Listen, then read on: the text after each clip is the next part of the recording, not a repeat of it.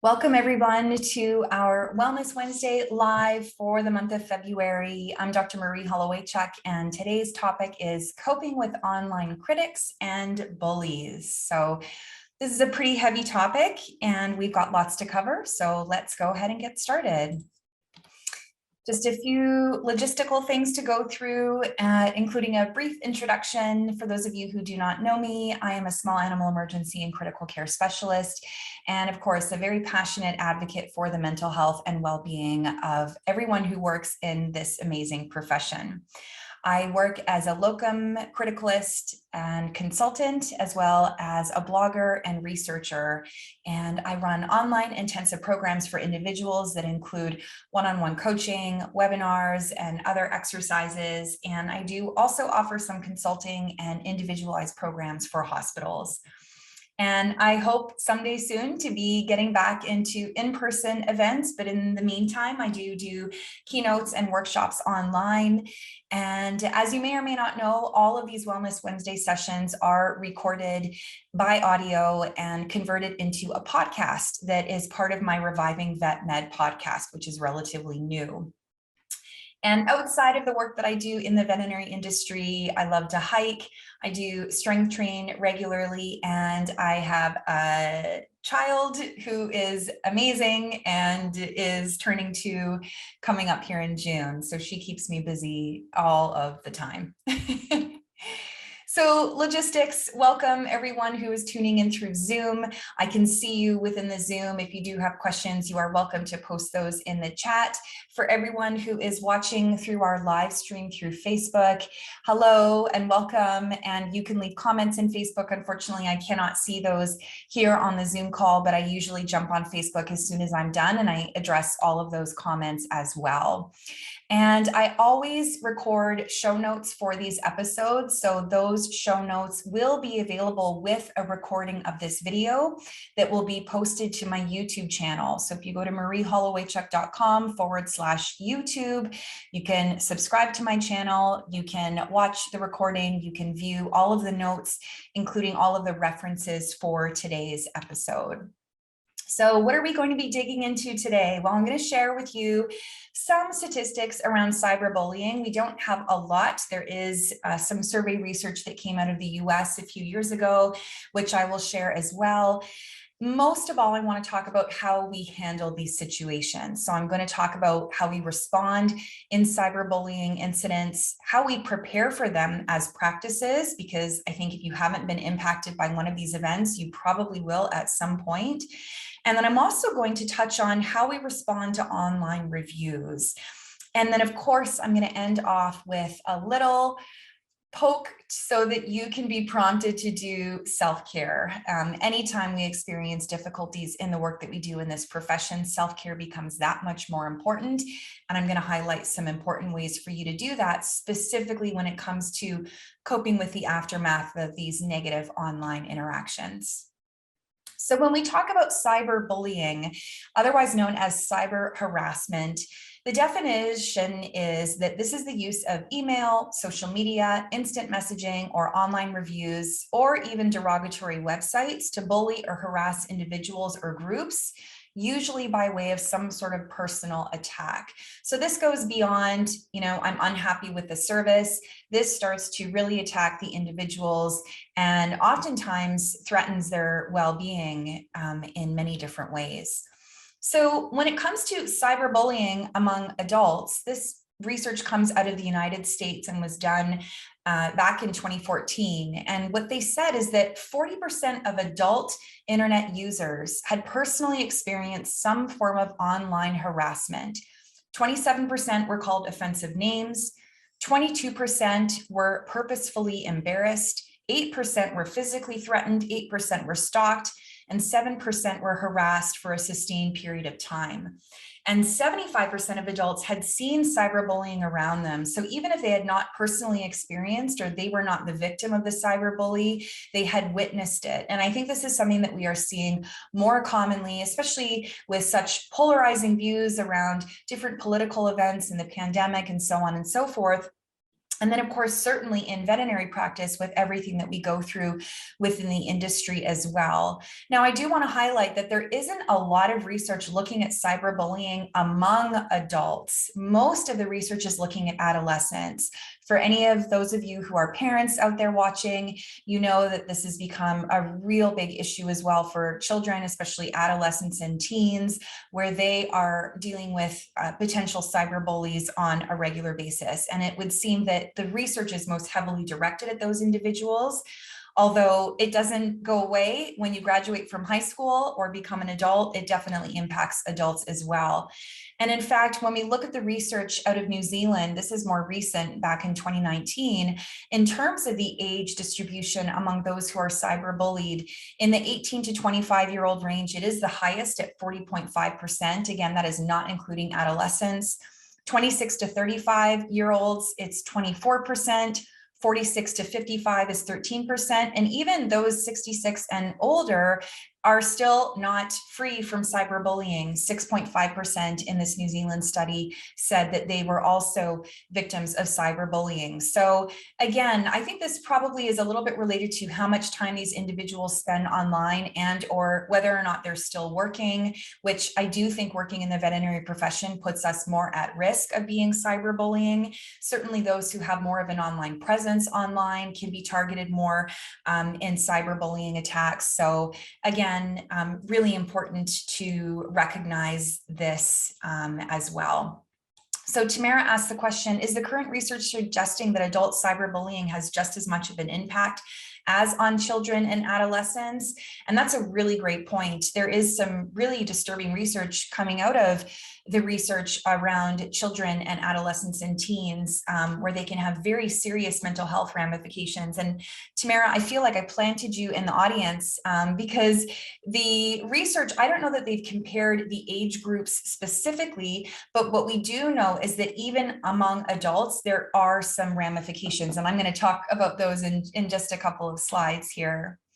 So this is the research specifically looking at veterinarians in the United States. This was a survey study that was done back in 2014 as well, which basically surveyed, I think it was about 350 veterinarians working in the US, specifically with regards to cyberbullying. And what they found out of this small survey is that 1 in 5 vets had been a victim of cyberbullying in the workplace or had worked with someone who had. Typically, this was in the form of negative online reviews or threats via social media or email. Now, most of the comments that were made were regarding some aspect of patient care, whether it was a case didn't turn out the way that they had expected it to or wanted it to, or as all of us have experienced as well, they were disgruntled about the cost.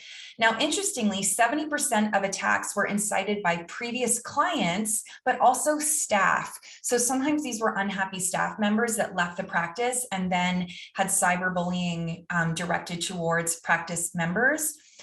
About 50% or more began within 3 days of the inciting event. So if you do have a big outburst within your practice or a client that is very unhappy with you, or heaven forbid a staff member that is very unhappy and leaves, that's the time that you really want to be mindful that there could be some online backlash. And back in 2014, when the study was done, most of these cyberbullying attacks were in the form of negative social media posts on Facebook or online reviews on Yelp. Now, of course, times have changed in the last 8 years since this study was published. So we may be seeing these in different forums. There's obviously more social media platforms in use. There's Google reviews and various other things. So unfortunately, we've got our work cut out for us in terms of monitoring a lot of different places where we can be a victim of cyberbullying. So to answer the question that Amanda had asked, adverse consequences are absolutely real. So with the AVMA survey study, what they found is that workplace tension was a very big consequence. So everyone seemed like they were on edge, wondering, about how could this spiral? What could this turn into? Obviously, stress was heightened. And then people also said that they experienced symptoms of depression. Now, the consequences of cyberbullying in general among adults, not just adolescents and children, I don't know the difference between the two, but among all, are actually worse than face-to-face bullying. So people who've been a victim of cyberbullying say that it's actually worse. And I don't know if those attacks are more heightened because people feel a bit braver to say whatever they want to say behind a screen. What I think more often than not is the issue, and why it feels worse is that it's very difficult to escape online cyberbullying, right? We have our phones with us everywhere. We are on social media. We are in our email inboxes. So it's right in our face all the time. Now, among adults, they've also found consequences that include substance use, anxiety, even post-traumatic stress symptoms, depression, and burnout. Again, if you're dealing with these situations on top of the work that you are already doing, that is going to be a recipe for overwhelm, a sense of not being in control, perhaps a sense of not being supported by your management team, and all of those are going to potentially contribute to your burnout. Okay. So what do you do if you experience cyberbullying? Where does the help come in? Well, what I strongly suggest that you can do first and foremost, which is not necessarily something that we think of in the moment, is to take screenshots. You want to document what's happening right away. I think it can feel very tempting to want to just delete the message, forget you ever saw it, delete the post. First, make sure you document. The only way that you can report and follow up on these incidents is if you have the evidence to show them. So keeping a copy of all exchanges, including your responses as well. And know that on certain platforms, I'm pretty sure, which is it now, Snapchat, I'm pretty sure if you take a screenshot of that, the other person will be notified that a screenshot was taken. Maybe that's a good thing so that they know to back off, but nevertheless, know that there are some platforms that do notify the other individual. Speaking of notifications, you definitely want to notify your practice manager or owner if they are not the one that has come across these cyberbullying attacks. So practice leadership needs to be involved so that they can handle the situation, especially if you're a practice associate. This is not something that you need to take on all by yourself, so please don't feel that way. The practice management team is also going to want to be involved from a reputation management perspective. They might want to actually enlist other resources in the form of reputation management companies. So please make sure to involve them as soon as you can so that you can put it onto somebody else who is going to be more able to deal with it, and you can focus on the other tasks that you need to be doing. Now, for those of you who are in a management position and you are going to be the ones dealing with these, again, it's important to know about these incidents as soon as possible. So let your team know that, because sometimes contacting the cyberbully, if they have identified themselves or if you can determine based on their comments who they are, that will actually diffuse the situation. It's very often times where the practice just deletes the messages, ignores the messages, doesn't address them at all, that they really start to ramp up. They want to get a response. They want to know that they're being heard. And there's a fine balance between how we respond versus not responding at all. So we just want to be very mindful of that. But again, I cannot stress enough that being proactive is really, really important to prevent these situations from escalating. Now, sometimes even when we are proactive, the situations escalate. We're not going to be able to control other people's actions, but we're more likely to be able to appease the other individual the sooner that we can contact them and get to the root of what they are unhappy about. So when it comes to managing the comments themselves, after you take a screenshot, if there is anything that is racist, discriminatory, abusive, threatening, those I absolutely would advocate for removal. As well, there are some individuals that really do try and target people by sharing their personal information online. This is very dangerous. If people get a hold of the home addresses or personal numbers, phone numbers of the individuals involved, that information should absolutely be erased as well. Now, if people catch wind of the post being erased, this can really fuel them to act out further. So if you do erase the post, you want to acknowledge that you are deleting them, phrasing it in some way that we have chosen to delete some of your posts for the safety and well-being of our team. Please know that abusive, threatening, discriminatory, and racist comments are not tolerated, and that abuse can be reported to the authorities. Again, you'll want to phrase this in whatever language, feels authentic to you. But the point is to let them know that you've erased them. You've erased them for the safety of your team, and whatever the post contained that was not tolerated, you let them know that this, we have removed the personal information that was posted for the safety or whatever it is. And if you do want to sort of, warn them, so to speak, that you are thinking of reporting the posts, or that you have the option of reporting, that might certainly dissuade them as well. I truly and honestly believe that many cyberbullies out there do not realize that what they are doing is and can be recognized as a form of harassment that is punishable by law. So they feel like, this is online, it's freedom of speech, I can say whatever I want. And that's true to an extent, but not when we are putting other people's safety at risk. So many sites as well, most sites, I should say, they don't want cyberbullying happening on their sites. They urge reporting of abusive users. They make it very easy to report abusive users.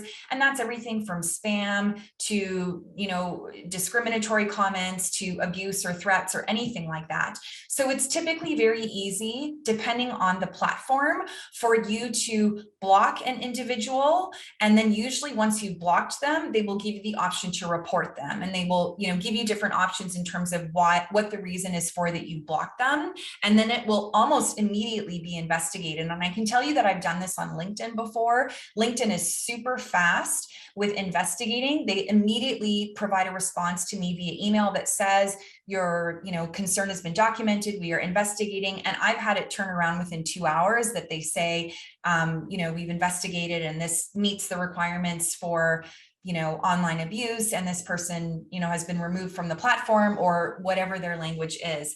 Now, I do know, not from personal experience, but from others, that Facebook can be very slow to respond. And I'm sure it's just a matter of the number of cases that they have that are potentially reported to them.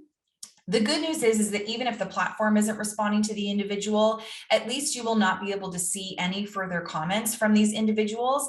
And on different platforms, the individual may not even know that they were potentially blocked from the site. So I know for LinkedIn, for example, if you block an individual, they are not notified of that. They don't know that. So you don't have to feel, like they're going to come after you for some reason if you've done that. So it is going to be shared in the show notes for this episode, but there is a great resource from LifeLearn Animal Health that goes through all of the different social media platforms and what it means to hide, delete, report, ban, etc. All of those features. Now, these social media platforms are like a live entity. They are changing all the time. So these might not be completely up to date in terms of these recommendations, but it just gives you a little bit of an idea of what to expect. But I promise you, it's very intuitive. Most of these sites now, if you go to delete anyone or delete even a comment from someone, it immediately prompts you to say, what is your reason for deleting this? Do you want to report this individual? So it's generally, they've made it very seamless because they don't want the cyberbullying to be happening any more than you do. Now, if the situation escalates, you are probably going to want to notify your provincial or state veterinary medical association. The reason I say that is because they may be able to provide you with additional resources or support.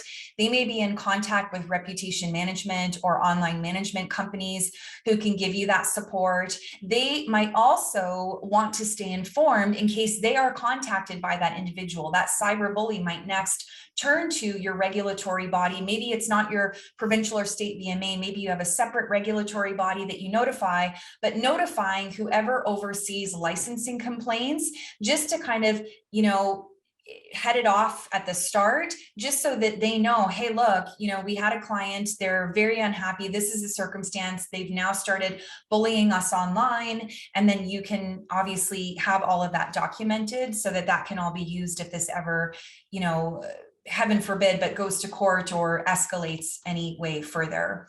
And you also have a right to involve local law enforcement. This is if serious threats are made, if you feel unsafe, if you feel that this is truly a form of harassment, they can be charged with that. And so please do not hesitate to do that as well. I shudder to say that I know of situations where this has had to be invoked.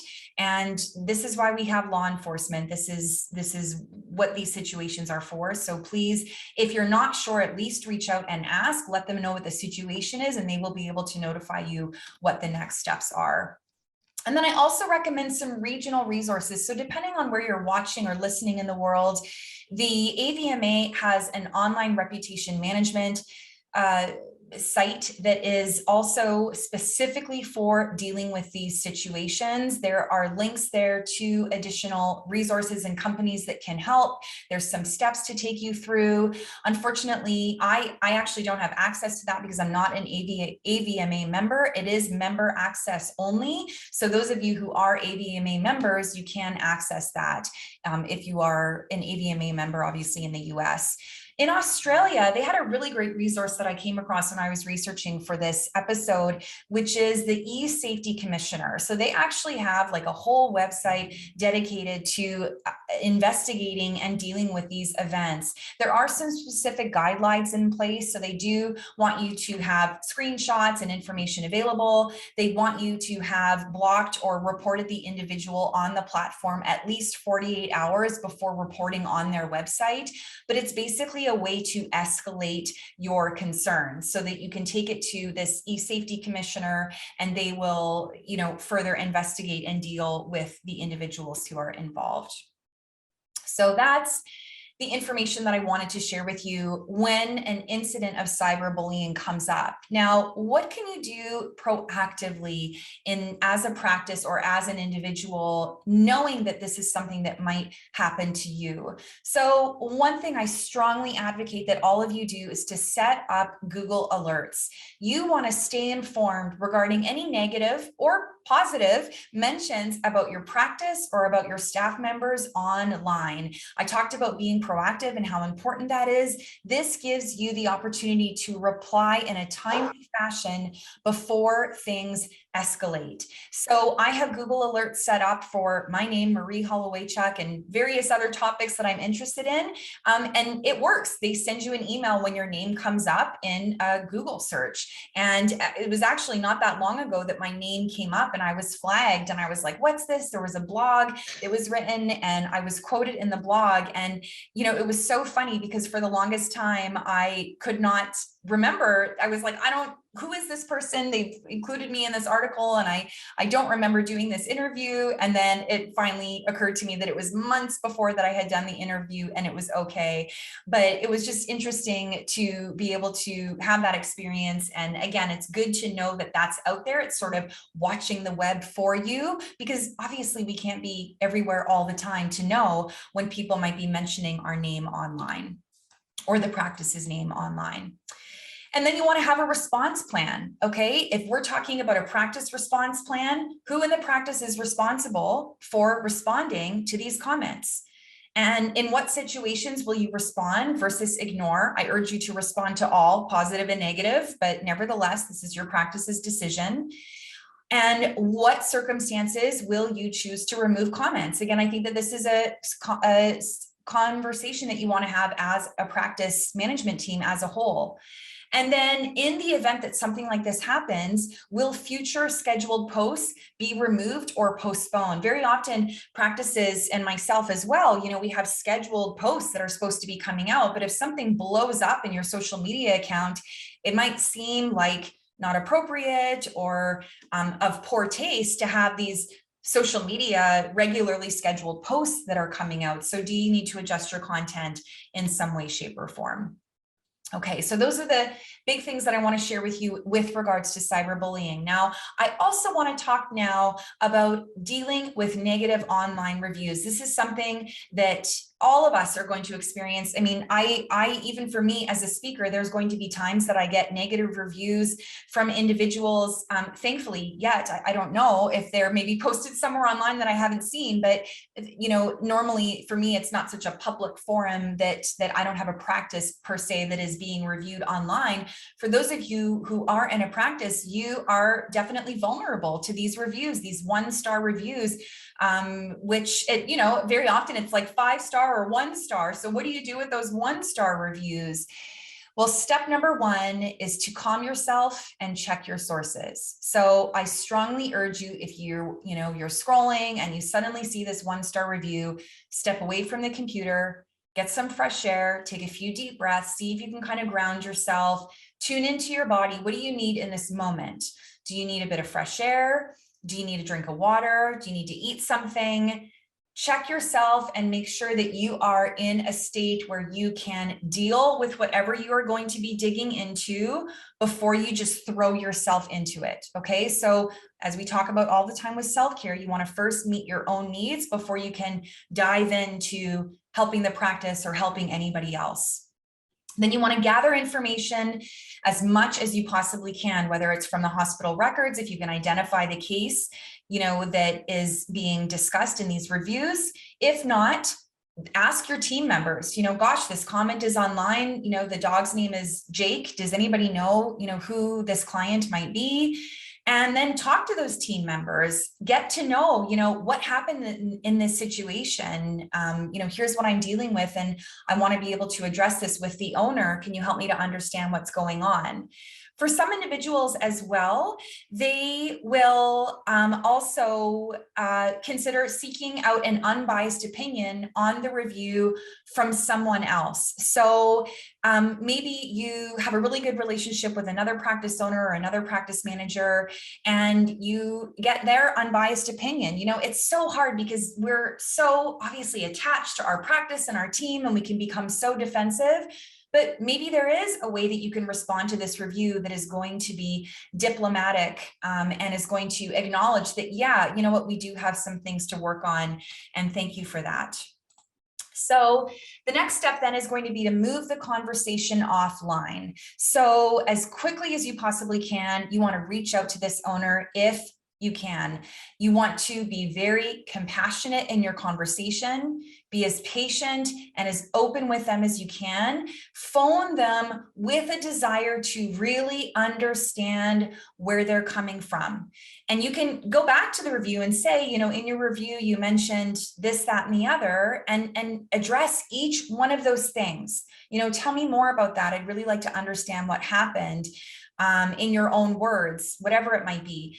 In these situations, we are listening to respond with empathy, putting yourself in those clients' shoes. It might not be truth for you, what they are speaking, but it is truth for them. So acknowledge it, acknowledge their feelings, acknowledge their emotions with that empathy and not getting defensive. You know, gosh, that sounds really frustrating, or I can appreciate how angry you are right now, or you know, it sounds like this was a really difficult visit for you, whatever it might be. Now, there may be some misunderstandings. Maybe, you know, maybe they were quoted a certain quote and they put down a deposit, and then when they got the bill, it was more, and maybe they didn't realize that it was going to be more than the deposit they put down. So maybe, you know, you apologize. You know, I'm so sorry that we weren't clear in our hospital policies. This is what is expected. And then you find out how you can make it right. And you might even ask them, what can we do to make this right?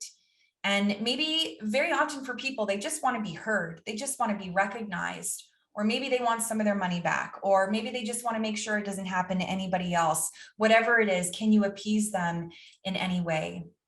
Then the next thing that you do after you've connected with the individual, or if you can't connect with the individual, is that you respond online. So I do think because your clients and other people are reading these online reviews, you want to respond online as well. So you thank them for their time and sharing their concerns. You recap the main takeaway from your discussion. You know, as we discussed, we're going to adjust, you know, our hospital policy moving forward, whatever it might be, whatever you feel comfortable to disclose, and say, you know, we welcome you to call us again if you have further concerns. If you cannot speak to the client, then you thank them for their time and sharing their concerns, because it did take them time to log on and to do that. You reiterate your concern for the client and their pet, and you offer to discuss the situation by phone or email. So you indicate you see them, you thank them for sharing, you do want to be able to help them, you are here to help them, and can you have a conversation? So in some situations as well, the complaint might be simple. And so you can do those above steps, especially if you can't reach out to them or they don't reach out to you, and you can just let them know what you're going to do differently based on their feedback. Maybe they had hour and a half long wait and nobody updated them that there was an hour and a half wait.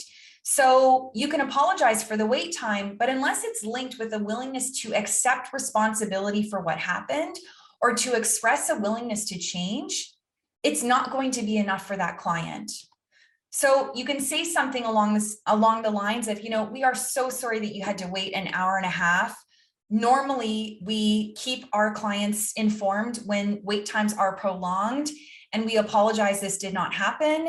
Next time we will make sure, or we are adjusting our hospital policy or protocol to make sure that this doesn't happen again.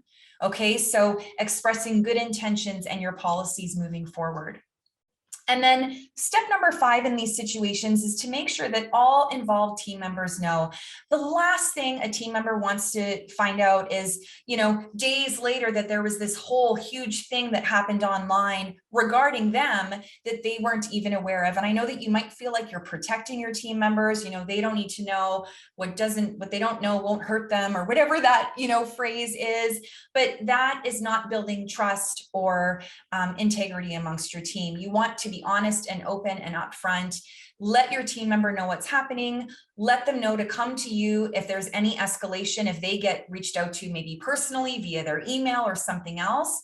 Discourage the team member from engaging on their own with the client. Make sure that you are being involved in some way, shape, or form. And then, of course, these situations are awful. This team member is not going to feel good about this. So make sure if you have employee assistance that you offer it, or if you have mental health resources available in some other way, shape, or form, that you offer those as well. Now, I see there's a few things coming up in the chat, so I'm just going to address those as well before I come to this last point here. So Tamara says, what is your stance on turning off comments completely? I know sometimes when sensitive content, they don't allow commenting at all, regardless of the person. So yeah, you may choose during certain posts. I do this actually on my website where I have my blogs posted that the comments function is off. Now, part of that for me is I can't monitor everything, of my social media platforms. It's just me and my company. So it's just really hard to manage. I think if you have the appropriate team to be able to manage the comments, I would urge you to keep your comments open, but maybe there is a post that that you do decide to turn the comments off, or that you do, after receiving a certain amount of backlash or feedback, that you do turn the comments off.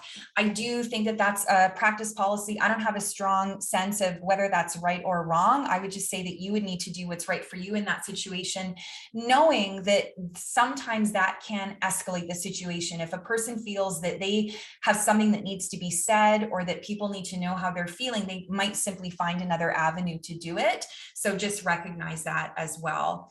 Andrea mentioned, okay with moving the conversation offline, but still the online negative comment should be answered online, right? Yes. Step number 3, answering the negative comment online. Thank you so much, Andrea. Well, again, you are already a step ahead of me, Andrea and Tamara, both of you. So thank you. So the last piece that I want to share with all of you is, of course, to take care of yourself. Take advantage of mental health days or paid time off if you have them. A lot of practices now do offer these to their team members. These are really difficult times, and you do want to acknowledge that. And sometimes we just need to step away so that we've got time to connect with a mental health professional, to connect with life outside of work, remind ourselves, gain perspective that there is life outside of work and that this too shall pass. And again, space from work can help with that. I also really recommend taking a break from social media in these circumstances. I have friends who have been very entrenched in some of these online bullying situations in this profession, and they have as well taken themselves off social media or changed their accounts so that they cannot be recognized in their accounts. So you might choose to change your username or something else. But at the very least, if only briefly, remove the notifications so that you're not being notified when things are being posted. Maybe you just temporarily uninstall the apps from your phone, or you delete your accounts altogether, which in the name of mental health and well-being, I fully support. So you can certainly consider that as well. And at the end of the day, I really want you to be compassionate with yourself. As I shared earlier with statistics, you are not alone in these situations. It's sadly very common. It's very distressing. It's very difficult for everyone involved. And so these are situations in your life where you're going to need an extra amount of self-care and an extra amount of self-compassion. All right, so Vanessa shares, in my experience, turning comments off will cause people to post on other posts where comments are available, or turning to reviews and other social media platforms. And thank you for sharing that, Vanessa. And that's my biggest fear, is that if these individuals are looking for a space to vent or to voice their concerns, they will find somewhere to put it, which is, I think, why most individuals do try as much as possible to leave the comments on. Okay, so great questions and comments from all of our viewers today. I want to leave you with these key takeaways. Cyberbullying has a deep impact on veterinary teams. It's important for us to recognize the mental health and well-being ramifications from that. The good news is that resources are available to assist with these situations. You can have a response plan in place for handling negative online reviews and cyberbullies. And it's really important for you to be proactive in handling these online conversations to prevent escalation. And then, of course, more importantly than anything else, you do need to take care of yourself and, of course, take care of each other. So those are the big points I want to leave you with. Again, if you really enjoy these Wellness Wednesday episodes, but you would prefer them in audio format, you can subscribe to my podcast, which is available on all of the regular podcast platforms. So please check that out. It's called Reviving Vet Med. And some of you have been asking when my next online program registration is opening, From Burnout to Balance, which is my 8-week intensive program. It will be opening for registration very soon, towards the end of this week. The wait list is still open right now. If you visit my website, mariehollowaychuk.com/burnout, you can find information there, or you can find information as well that you can share with your team members who might be interested too. So I will again hang out here welcoming any questions that come up or comments that you'd like to share for those of you who are still watching. Otherwise, for more information about me and my offerings, please visit my website, mariehollowaychuk.com. And if you'd rather reach out to me directly with your questions, you can reach me at info@mariehollowaychuk.com. And of course, I am on the social media channels as well. And I look forward to continuing the conversation. So thanks so much, everybody.